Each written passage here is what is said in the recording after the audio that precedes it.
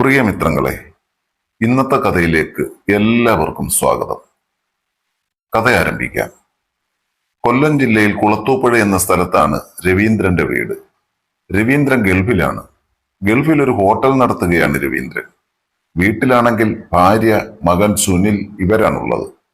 രവീന്ദ്രൻ ഗൾഫിലാണെങ്കിലും നല്ല സ്വഭാവമായിരുന്നു. അതിനെല്ലാം കൂടി തീരും രവീന്ദ്രന്റെ മകൻ സുനിൽ.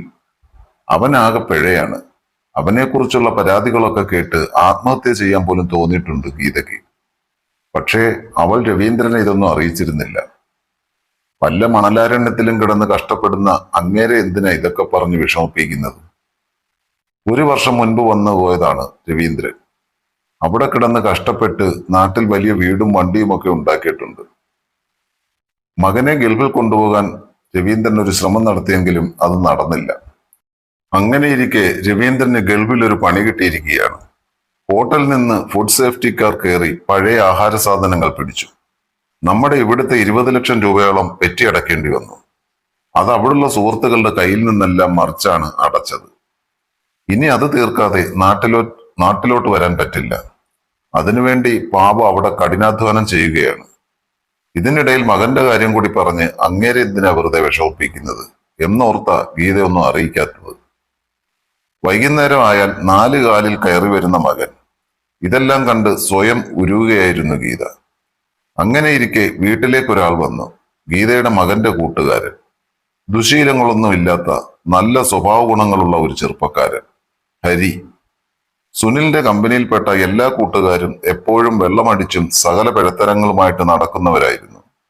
എന്നാൽ ഹരി അങ്ങനെയുള്ള കാര്യത്തിനൊന്നും കൂടില്ല. നല്ല പയ്യനായിരുന്നു. സുനിലിന്റെ ഒപ്പം അവന്റെ കൂട്ടുകാർ എല്ലാം വീട്ടിലേക്ക് വരുമായിരുന്നു. വന്നു കഴിഞ്ഞാൽ അവന്റെ കൂട്ടുകാർ മിക്കതും വല്ലാത്ത രീതിയിലായിരുന്നു ഗീതയെ നോക്കുന്നത് തന്നെ. മകന്റെ സ്വഭാവം വെച്ച് അവനോടൊന്നും പരാതി പറഞ്ഞിട്ടില്ല. പിന്നെ ഈ പ്രായത്തിലെ കുട്ടികളുടെ ഒരു വികൃതിയായേ അതിനെ ഗീത കണ്ടുള്ളൂ. മോശമായ രീതിയിലൊന്നും ആരും ഇതുവരെ പെരുമാറിയിട്ടൊന്നുമില്ല. പിന്നെ അടിമുടി നോക്കി നിന്ന് വെള്ളം ഇറക്കും, അത്ര തന്നെ. പിള്ളാരെ പറഞ്ഞിട്ടും കാര്യമൊന്നുമില്ല. വീട്ടിലധികവും സാരിയാണ് ഗീത ധരിക്കുന്നത്. അത്യാവശ്യം നല്ല രീതിയിൽ വടിവെല്ലാം കാണാമായിരുന്നു. അവളുടെ മുഖം കാണാനും നല്ല ഐശ്വര്യമുള്ളതായിരുന്നു. എന്നാൽ അവളുടെ മുഖത്തിന്റെ സൗന്ദര്യം വീക്ഷിക്കുന്ന വേറൊരാൾ ഉണ്ടായിരുന്നു, ഹരി. പക്ഷെ അവൻ ദുരുദ്ദേശത്തോടെ ഒന്നുമല്ല അവളുടെ മുഖത്തെ ആ തേജസ് കണ്ടു നോക്കുന്നതാണ്. ചിലപ്പോൾ രാത്രിയിൽ സുനിലിനെ ആരെങ്കിലും താങ്ങിയെടുത്തുകൊണ്ടാണ് വരാറുള്ളത്. ഹരി കൂടെയുള്ളപ്പോൾ മാത്രമാണ് ഗീതയ്ക്കൊരാശ്വാസം. ബാക്കി എല്ലാവരും അവന്റെ കൂടെ കുടിക്കാൻ കൂട്ടുനിൽക്കുന്നവരാണെന്നും അവന്റെ അമ്മയെ ഒഴിഞ്ഞു നോക്കുന്നവരാണെന്നും ഗീതയ്ക്കറിയാം. ഹരിയെ ഗീതയ്ക്ക് മാത്രമല്ല, ബാക്കിയുള്ളവരുടെ എല്ലാം അമ്മമാർക്കും അറിയാം.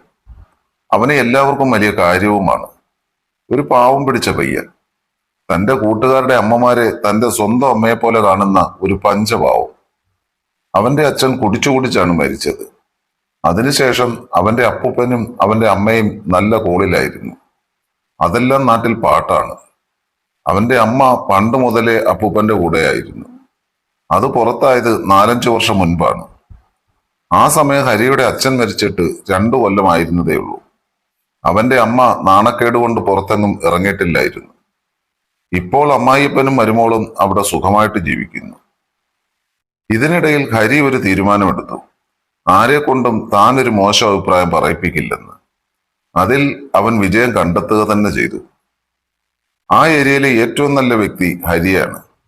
ഏതെങ്കിലും വീട്ടിൽ നിന്ന് അവൻ ഇറങ്ങി വരുന്നത് കണ്ടല്ലോ എന്ന് ആരെങ്കിലും പറഞ്ഞാൽ, ഓ അത് ഹരിയല്ലേ, അത് കുഴപ്പമില്ല എന്നാണ് പറയുക.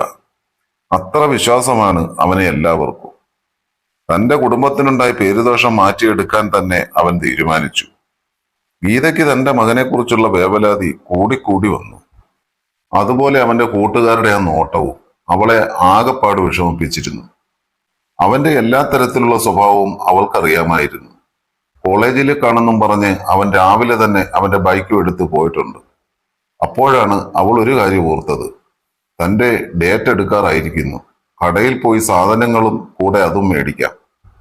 കടയിൽ പോകാനായി സാരി ഉടുക്കുകയായിരുന്നു അവൾ. ഒരു റെഡ് സാരിയും ബ്ലാക്ക് ബ്ലൗസും അവൾ ധരിച്ചു.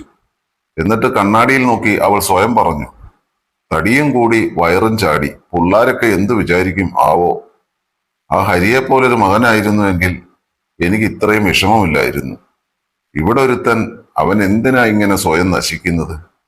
അപ്പോഴാണ് രാവിലെ ഹരി വന്നപ്പോൾ പറഞ്ഞ കാര്യം ഓർത്തത്. നാളെ അവനും അപ്പൂപ്പനും തിരുവനന്തപുരത്തിന് പോവുകയാണ്. മറ്റന്നാളെ അവൻ വരികയുള്ളൂ. അപ്പോൾ ഇവിടെ ഒരുത്തൻ ഫിറ്റായിട്ടാണ് വരുന്നതെങ്കിൽ വേറെ കൂട്ടുകാരായിരിക്കും കൊണ്ടുവിടുന്നത്. അവന്മാരുടെ ആ നോട്ടവും ചിരിയും അവൾക്ക് ആലോചിച്ചപ്പോൾ തന്നെ വിഷമമായി. ഇന്നെന്തായാലും അവനെ പുറത്തു വിടരുത്, അവൾ തീരുമാനിച്ചു. ഹരി ഉണ്ടായിരുന്നെങ്കിൽ എനിക്ക് പേടിക്കണ്ടായിരുന്നു. അവൻ സുനിലിനെയും കൊണ്ടേ വരികയുള്ളൂ. അവൾ ഓരോന്നാലോചിച്ച് ദീർഘനിശ്വാസം വിട്ടു. അവൾ കഥ കടച്ചിട്ട് കടയിൽ പോകാനായി ഇറങ്ങി. അരമണിക്കൂർ എടുക്കും ജംഗ്ഷനിലെത്താൻ. ഹരിയുടെ വീടിനടുത്തുകൂടിയാണ് പോകുന്നത്. അവന്റെ വീടിനടുത്തുകൂടി പോകുമ്പോൾ അവന്റെ റൂമിൽ നിന്ന് ശബ്ദം കേൾക്കാം. പാവം ഹരി, അവൻ എന്തു നല്ല പയ്യനാണ്. അവൾ അത് ആലോചിച്ച് ജംഗ്ഷനിലേക്ക് നടന്നു. അങ്ങനെ പോകുമ്പോൾ കുറച്ചു ദൂരെ സുനിലിന്റെ ബൈക്ക് ഇരിക്കുന്നത് കണ്ടു. ഇവൻ ഇന്ന് കോളേജിൽ പോയില്ലേ? ഏയ്, പോകാതിരിക്കില്ല. എണ്ണ തീർന്നു കാണും. അതെങ്ങനാ? പെട്രോൾ അടിക്കാൻ പൈസ കൊടുത്താൽ അതിനും അവൻ കള്ളു മേടിച്ചു കുടിക്കും.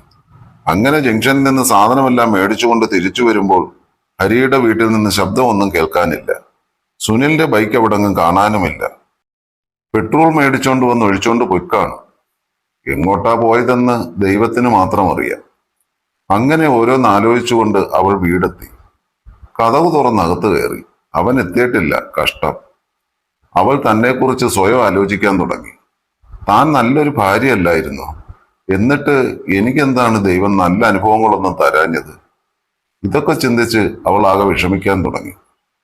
ഒരു നിമിഷം അവൾ തന്റെ പഴയ കാലത്തിലേക്കൊന്ന് തിരിഞ്ഞു നോക്കി. അന്ന് ഞാൻ ഒരു കൊച്ചു സുന്ദരി തന്നെയായിരുന്നു.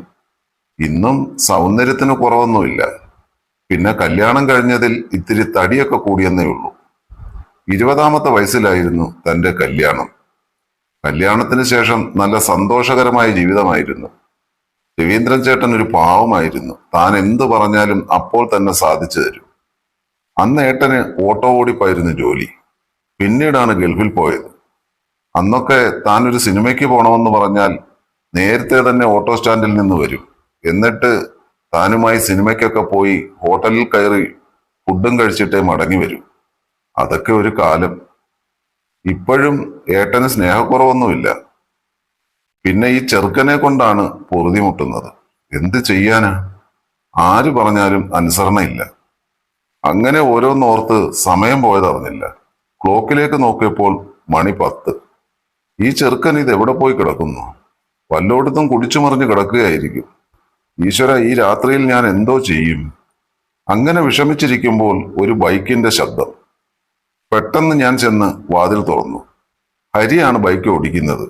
ഇവിടുത്തെ കുഞ്ഞാണെങ്കിൽ നല്ല ഫിറ്റ്. അവന്റെ പുറകിൽ കെട്ടിപ്പിടിച്ചിരിക്കുകയാണ്. അത് കണ്ട് എനിക്ക് കരച്ചിൽ വന്നു.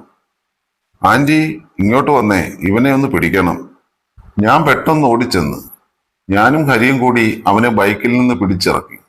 ഞങ്ങൾ രണ്ടുപേരും കൂടി പിടിച്ച് റൂമിൽ കട്ടിലിൽ കൊണ്ട് കിടത്തി.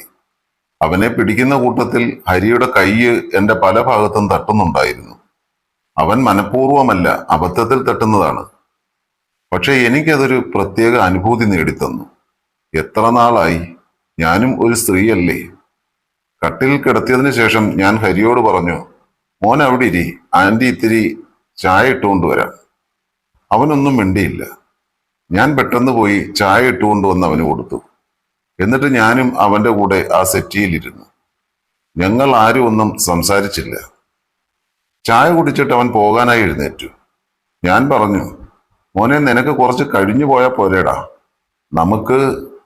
ഞാൻ മുഴുമിച്ചില്ല. എന്റെ വിറയാർന്ന സംസാരവും ചുവന്നു തൊടുത്ത മുഖവും കണ്ടിട്ടായിരിക്കണം അവന് കാര്യം മനസ്സിലായി.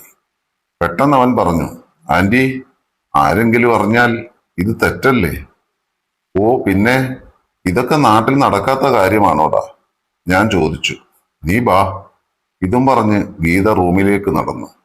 അവനും തൊട്ടുപുറകെ റൂമിലേക്ക് നടന്നു.